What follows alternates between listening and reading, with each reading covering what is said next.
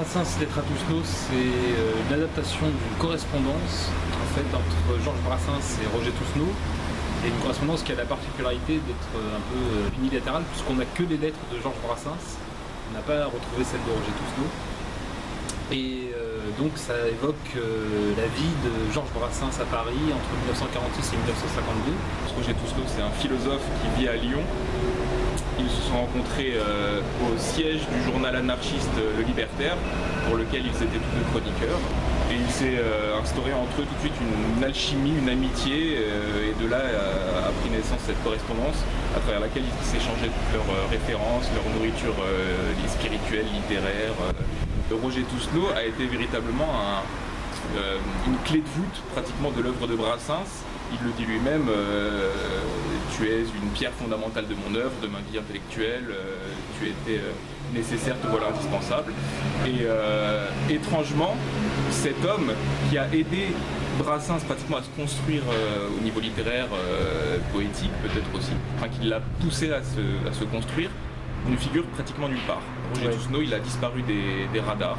Ouais, personne de l'entourage de Brassens, lorsque Brassens a été connu, on va dire, du grand public, n'a rencontré vraiment Roger Tousneau. Dans les lettres à Tousneau, ce qui est intéressant, notamment au niveau de la poésie, de la littérature, c'est que c'est pas simplement deux personnes qui vont faire l'étalage de leur culture ou quoi que ce soit, c'est absolument pas ça.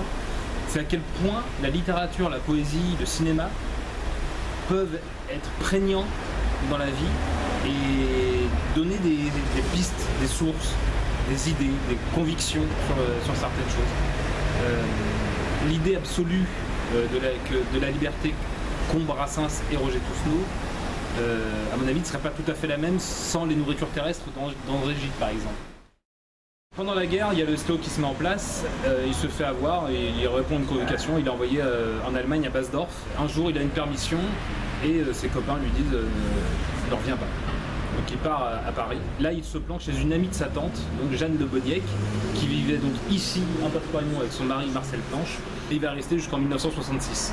Parce que c'était son antre, c'était sa tanière, c'était l'endroit où il était bien. Je crois que dans la chanson Le poids de son arbre, il y a l'arbre qui lui met par là, un peu derrière. Donc il vivait dans cette petite bicoque où il n'y avait absolument pas de confort, pas d'eau, pas d'électricité. Ils en arrivaient même à arracher les lattes du plancher pour se faire du feu en hiver.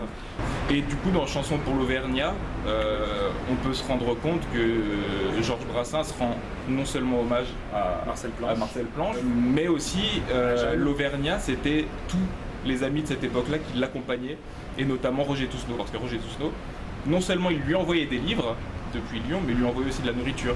Il lui envoyait des colis, parfois même du tabac pour sa pipe. Il lui des timbres-poste aussi, parce qu'il n'avait absolument pas d'argent, Georges Brassens, il ne pouvait même pas se payer des timbres-poste pour répondre aux missives de son ami. Ça, c'est le fil rouge de toute la correspondance. Voilà, Brassens lui demande tout le temps envoie-moi un timbre pour que je puisse répondre à ta lettre, etc. Le spectateur, en fait, quand il va arriver dans le théâtre, il va se retrouver dans la chambre de Brassens à cette époque-là. Je me présente, Georges Brassens. Si, enfin, je ne vais pas vous mentir, je ne suis pas exactement Georges Brassens. Cependant, nous sommes dans sa chambre, et vous aurez noté la désolante pauvreté de l'endroit. Voilà, c'était vraiment son confort à lui, du moment. Et donc Brassens va relire ses missives, les vivre plus que les relire, pour les donner au public, les offrir au public. Et à côté de ça, la muse, le petit personnage Guilleret en chanteur, va mimer ou habiller, apporter un petit peu de dentelle à tout ça, à tout ce discours. C'est le fantôme de la France, enfin c'est le reflet espiègle de l'imagination de Brassens. Son subconscient, son petit poussé perdu, sa muse, c'est vraiment son double. Ce petit personnage intérieur, cette voix intérieure qui va essayer de temps en temps de le pousser, le remobiliser quand il veut cesser d'écrire, quand il veut arrêter d'essayer de vendre ses chansons, quand il était un peu désespéré. Voilà. Mais c'est un moteur en fait pour lui, c'est un bon génie un peu qui est là tout le temps pour exciter son imagination, pour mettre en scène ce qu'il imagine à l'écrit.